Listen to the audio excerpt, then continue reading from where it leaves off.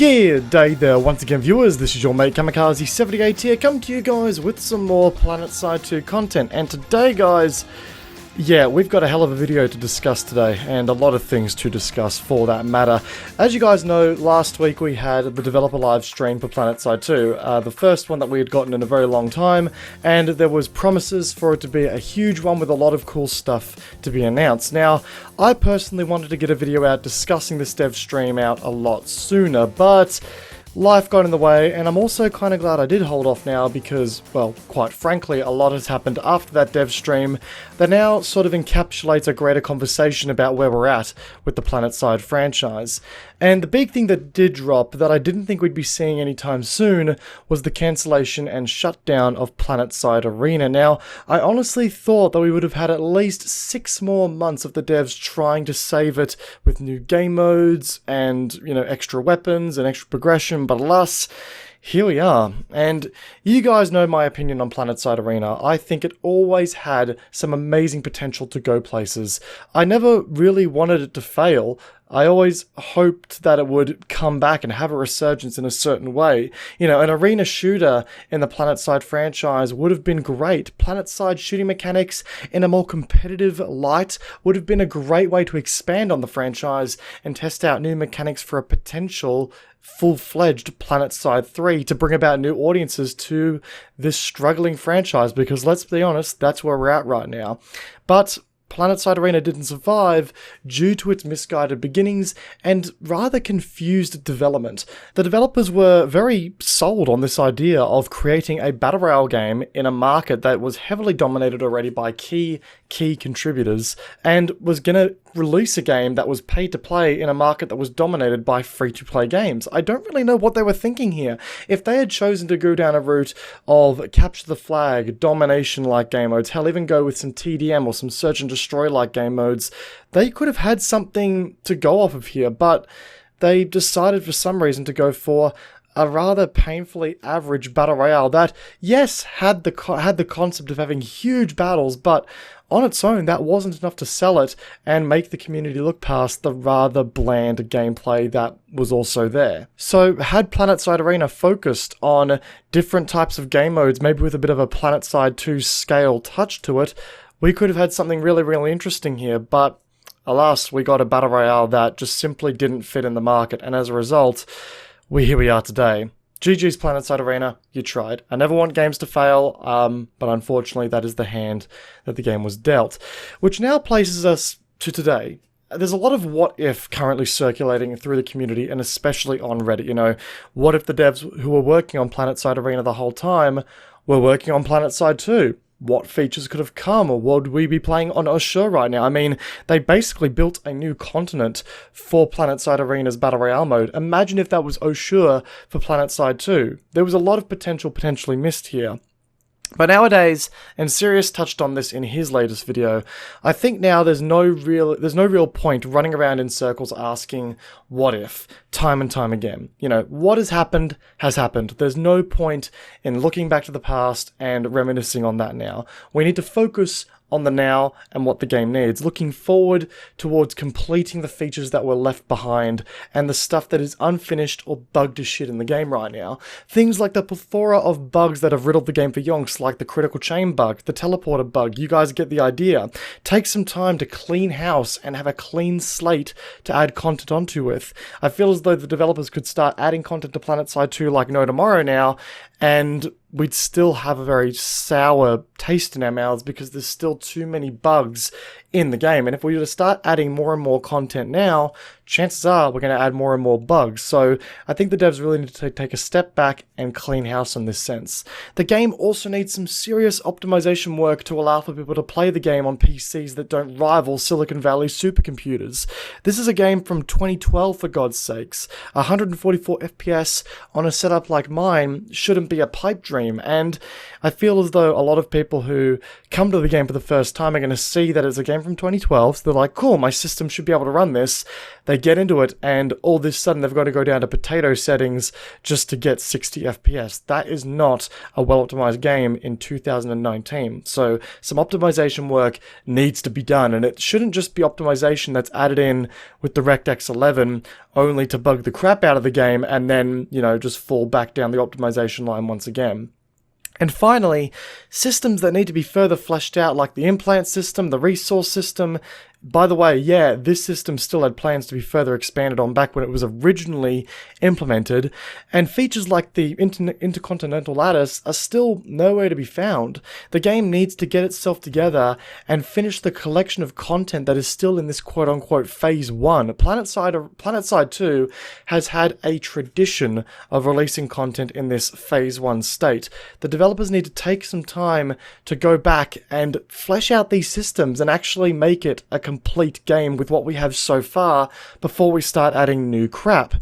Now, I was hoping that this was going to be the turning point where we started, with the development stream and we started discussing these things that needed to get fixed and needed to be updated. But what we got instead was a faction-specific sniper for NSO operatives. Cool, I guess they needed one. Hallelujah. A new vehicle for NSO, which is essentially a Tempest from Planetside Arena. I was hoping this was going to be a common pool thing for everyone, but here we are. A new mech suit that comes with either a suicide bomb mechanic or a mobile bubble shield, which, again, these guys, needed a mech suit, but still, interesting choice. And information on the sanctuaries that act as a social hub that are coming in a Phase 1 style of release. Once again, Phase 1 content once again, with plans to add things like vendors and other features in the future.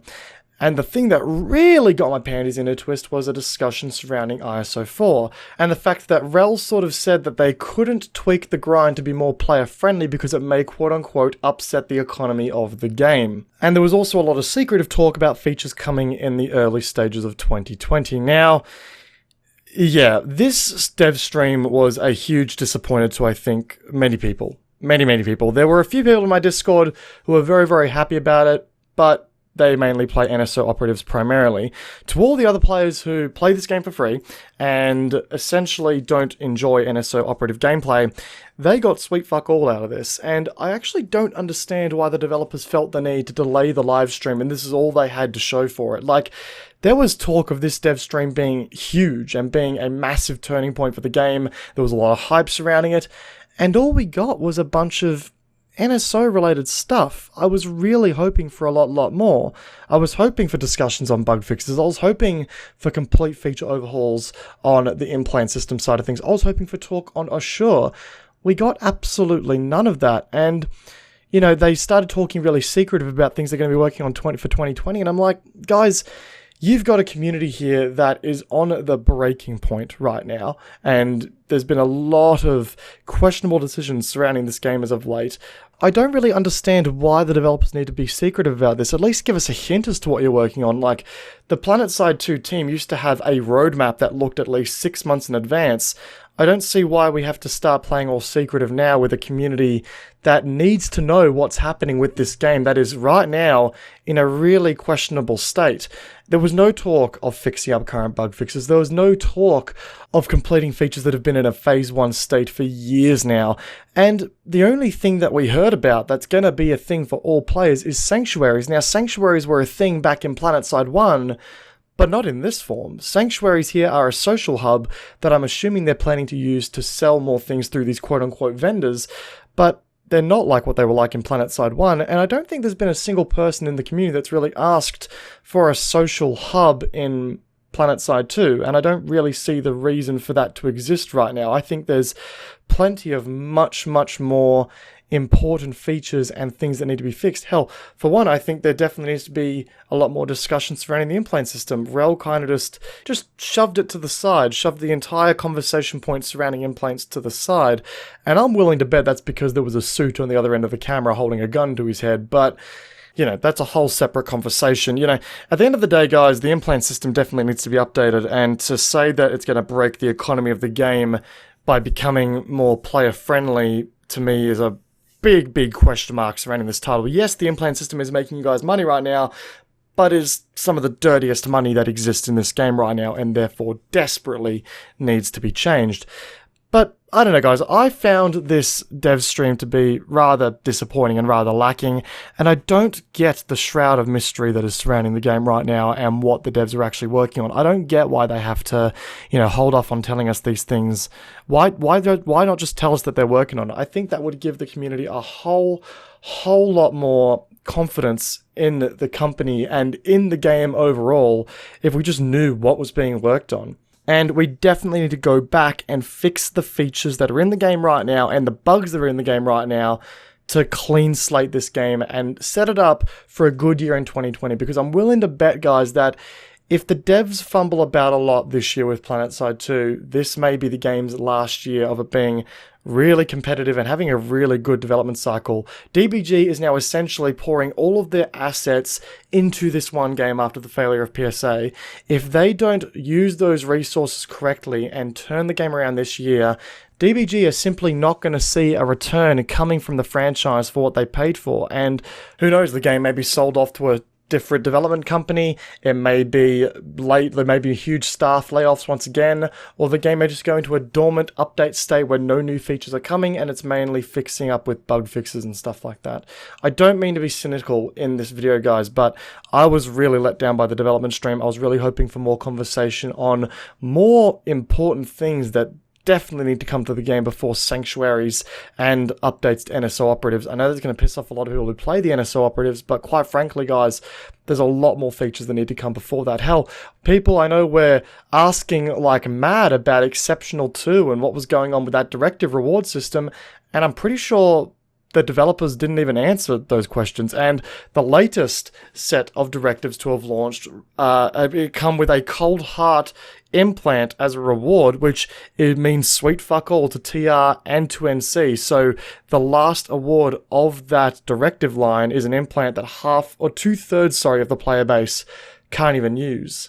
So yeah, I think DBG and the guys developing Planetside 2 need to take a good, long, hard look at what the game needs and really consolidate their efforts towards that final goal to make 2020 a really good year for Planetside, because I'm willing to bet that if it doesn't happen that way, yeah, bad things are going to happen for this franchise, and we don't want that at all. Anyway, guys, a rather cynical video from me today, and I do apologize for that, but quite frankly, I have my concerns with the game at the moment, and the dev stream didn't do anything to eliminate those concerns for me at all. So guys, if you enjoyed today's video, backhanding that like button would be greatly appreciated, and if you find yourself, guys, backhanding the like button and you're new to the channel, backhand that subscribe button whilst you're at it. Over on my Twitch channel, we are also running a bit of a donation charity drive at the moment to assist with the conservation efforts of the koala after the recent New South Wales and just wider Australian bushfires. So if you guys are keen on jumping on board and helping us out on the Twitch stream there, link in the description down below.